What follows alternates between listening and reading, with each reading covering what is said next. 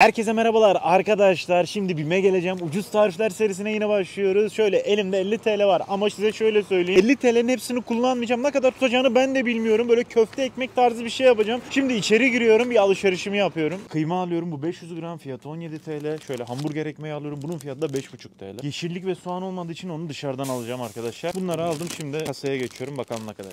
Alışverişi yaptım. Şöyle göstermek de istiyorum. Tam tamına 22. Nerede bu ya? Şuradaymış. 22,5 TL tuttu gördüğünüz gibi. Tabii ne almamız gerekecek? Bir salata yapacağız yanında. Soğan salatası yapacağız. Ayrıyeten ne yapacağız? Böyle etin içerisine maydanoz, soğan ekleyeceğim. Biraz çoğaltacağım böyle. Ama böyle ucuz tariflere yakışır bir seri olsun istiyorum. Yemek olsun istiyorum daha doğrusu. Şimdi başka bir yere geçeceğim. Oradan böyle maydanozumu, soğanımı, domatesimi almaya geçiyorum. Hadi gidelim. Şu hemen yan tarafta bir manav varmış. Böyle domates, salatalık, işte salatalık değil de domatesi, işte maydanozu, soğanı oradan alacağım. Bilmiyorum buradan gözüküyor mu? Şu ileri tarafta. Yürüme mesafesi, şimdi oraya geçiyorum. Evet, manava geldik. Görüyorsunuz. Çok güzel. Böyle manavda ben alışveriş yapmayı zaten çok seviyorum. Şimdi geçelim böyle rahat rahat alışverişimizi yapalım. Şöyle maydanozları göstereyim arkadaşlar. Bunun fiyatı 1 TL. Bundan alıyorum bir tane. Soğanın kilosu da 1,5 TL. Bundan da alıyorum arkadaşlar. 1 kilo almam yeterli. Şöyle dolduralım bunu da. Taze taze mis gibi. Domates alıyorum arkadaşlar. Domatesin kilosu da 4 TL. Bundan da bir yarım kilo kadar, 750 gram kadar alacağım. Göz kararı. Alışverişimi yaptım. Bunlar da 3,5 TL tuttu. Şimdi ne yapıyoruz? Topladığımız zaman 22,5, 3,5 ne yapıyor? 26 TL yapıyor. Alışverişimizi tamamladık. Şimdi eve gidiyoruz. Artık tarifin yapılışına başlayabiliriz. Tüm alışverişi yaptım. Fiyat bilgilendirmesini yaptım. Şimdi tarifin yapılışına geçiyorum. Başta köfteyi yapmadan sosun yapılışıyla başlıyorum. Şimdi sosun yapılışına geçebilirim. Bir adet domatesimiz var. Domatesimizi soyduk. Kabuğunu çıkardık. Şimdi başta şöyle ikiye bölüyorum bunu. Bunu küp küp haline getireceğiz. Başta şöyle uzunlamasına, sonra yanlamasına şunu bir kesiyorum. Daha sonra ufak parçalara ayırıyorum. Domatesin üzerine gidiyorum. Domatesin bir parça böyle suyu çıkması gerekiyor. Bu çok önemli. Evet, bu incelik benim için yeterli arkadaşlar. Görüyorsunuz inceliğini. Şimdi ne yapıyoruz? Bunu şöyle bir toparlayalım. Böyle bir karıştırma kabının içerisine aktarıyorum. Domatesimiz hazır olduğuna göre şimdi pişirme işlemine geçebiliriz. Ocağın altını yakıyorum.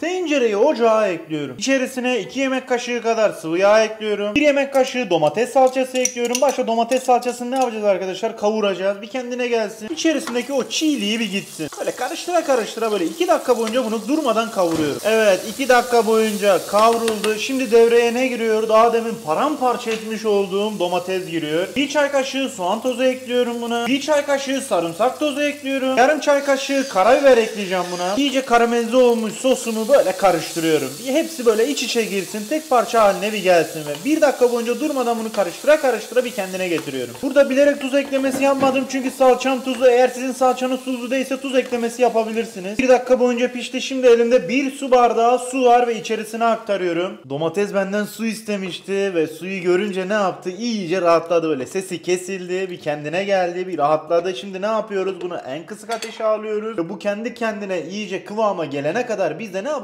Köftesini hazırlıyoruz. Elimde şöyle yarım kilo kıyma var. Ben bunu BİM'den aldım gördüğünüz gibi. Siz istediğiniz yerden alabilirsiniz. Belki daha ucuza bulabilirseniz daha ucuza alabilirsiniz. Şöyle tutuyorum, bir karıştırma kabına ekliyorum. Şu dibindeki o aparatı çekiyorum. Şöyle 2 adet soğanım var. Bunları ne yapacağız? Küp küp haline getiriyoruz. Bir tanesini şöyle göstereyim. Şöyle bir kestim. Şöyle yanlamasına değil diklemesine başta. Sonra yanlamasına giriyorum. Üstten de aynı şekilde yanlamasına girebilirsiniz. Daha sonra ne yapıyoruz? Bunu ufak parçalara ayırıyoruz.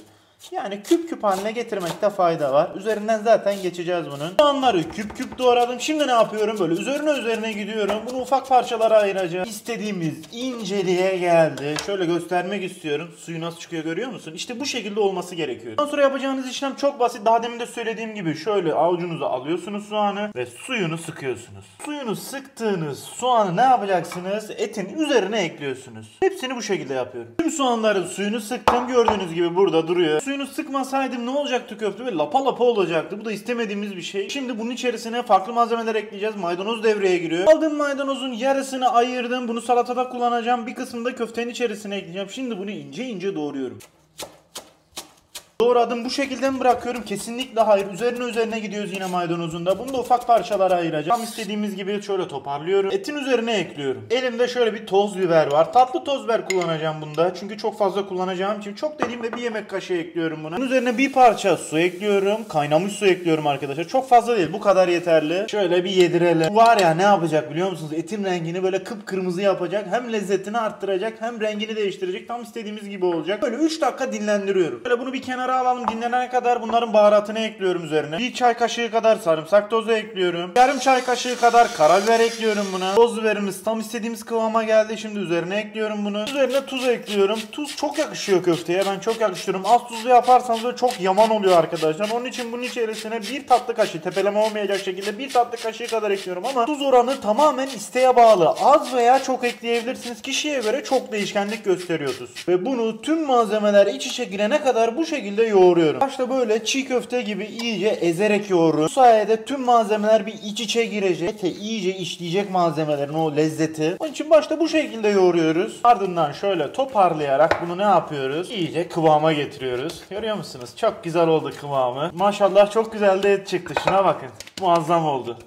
Evet, artık köftemiz hazır. Şimdi yapacağımız işlem bundan sonra çok basit. Bence de çok keyifli. Şöyle bir parça alıyorum. Başta şöyle bir sıkıştırın. Daha sonra elinizle şekil verin. Görüyor musunuz? Olay bu kadar basit. Yani sizin 3 saniyenizi almıyor. Bir tane daha göstereyim. Bir parça alıyorsun. Başta şöyle bir sıkıştır bunu. Daha sonra avucunun içinde 2-3 tane şöyle üzerine vuruyorsun. Terbiye ediyorsun onu. Ve sonucu gösteriyorum. Sonuç bu kadar basit. Hepsini bu şekilde yapıyorum. 18 tane köfte çıkardım. Yani her bir ekmeğe 6 tane de ekmeğim var. Her bir ekmeğe 3 adet köfte girecek. Bence gayet güzel. Toplam 26 TL tutmuştu. Size şöyle söyleyeyim. İçerisine işte salçasını ekledik, baharatlarını ekledik, sıvı yağ girdi falan derken hepsini hesaplarsak 30 TL'ye tamamlıyoruz biz bunu. Yani her bir ekmek 5 TL'ye gelecek. İçerisine de 3 tane köfte giriyor. Şimdi ne yapıyoruz? Başta ekmeklerin bir içlerini kızartalım. Daha lezzetli olsun istiyorum ben. Şimdi ekmekleri kızarmaya geçiyoruz.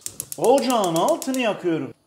Tencereye ocağa ekliyorum. Ekmeklerin dip kısmını bu şekilde ekliyorum. İyice bir ısınsın. Çıtır çıtır olsun. Umarım 6 tanesi sığar buraya. Evet, sıkış sıkış olsa da bir şekilde sığdırdık. Arayla böyle bastırın çünkü arada böyle bir hava boşluğu varsa iyice tavana değmesi gerekiyor. Yoksa iyice çıtırlaşmaz. Bir tarafı çıtırlaşır, bir tarafı çıtırlaşmaz. Şöyle bir kontrol etmek istiyorum. Evet, iyice çıtırlaştı, görüyor musun? Hepsinin bu şekilde olması gerekiyor. Ekmekler de hazır olduğuna göre şimdi köfteleri pişirmeye geçebiliriz. Havayı tekrar ısıtmaya gerek kalmadı. Ekmekleri de ısıtmış olduk. Bir taşla 2 kuş vurmuş olduk yani. Etlerimi tek tek ekleyebilirim.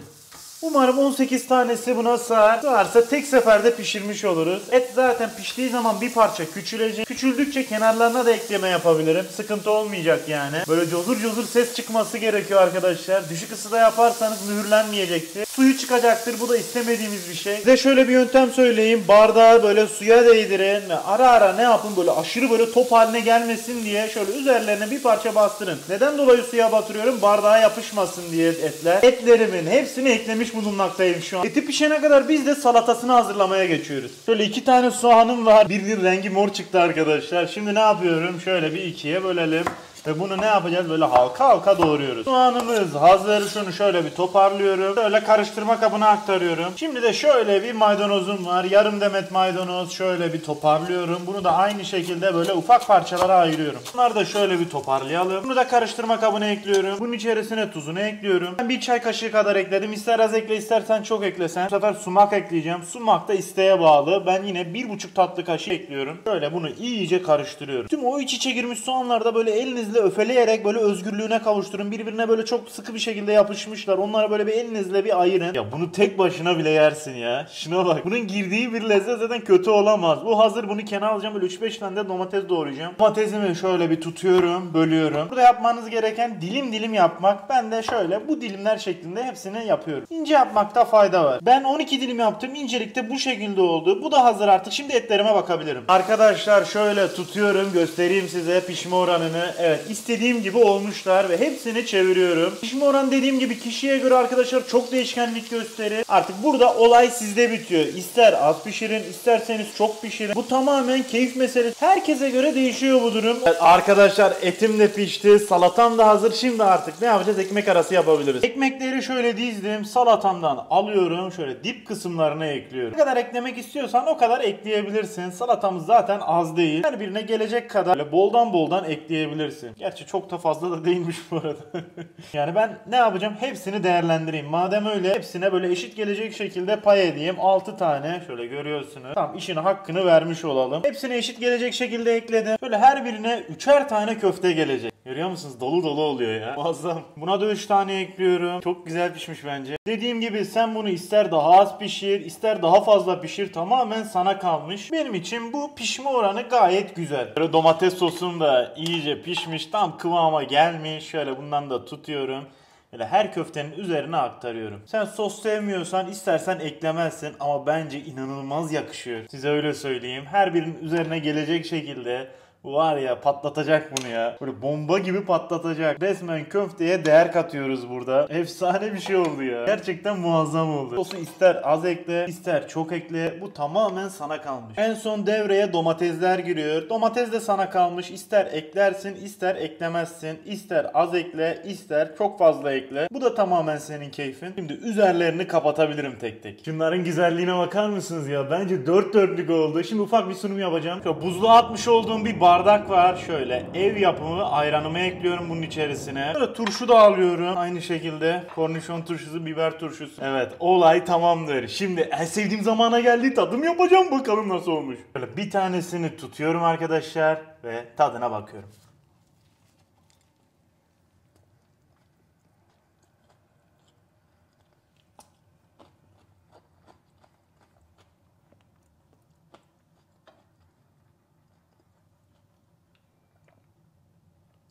Oo. Emin olun dışarıda böyle güzel köfte yiyemezsiniz. Bak çok emin olabilirsiniz, dışarıda bu kadar güzel köfte ekmek yeme şansınız yok. Bak bu kadar iddialıyım yani. Şöyle devam edeyim.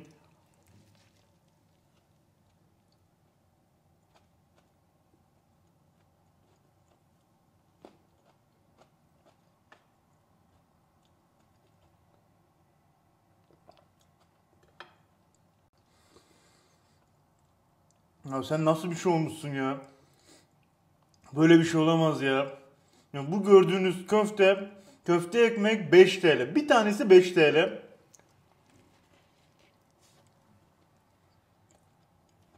Ya emin olun hamburgerden daha güzel. O dışarıdan alınan hamburgerler var ya. Yani böyle sokak lezzeti de seviyorsanız buna aşık olacaksınız ya. Şu an ben aşık oldum diyebilirim yani. Hmm.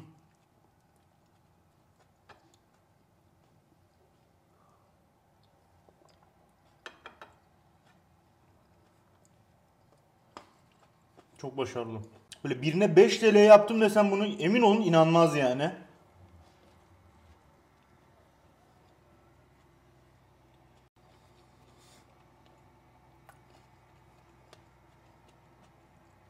Bilmiyorum kameradan hani fazla pişmiş gibi gözükebilir ama bilmiyorum içini görüyor musunuz?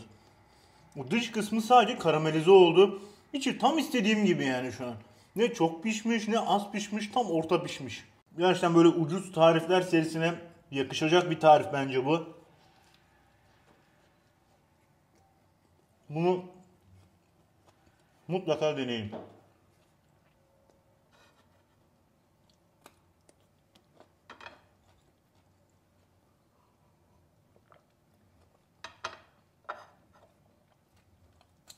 Denemezseniz pişman olursunuz o derece.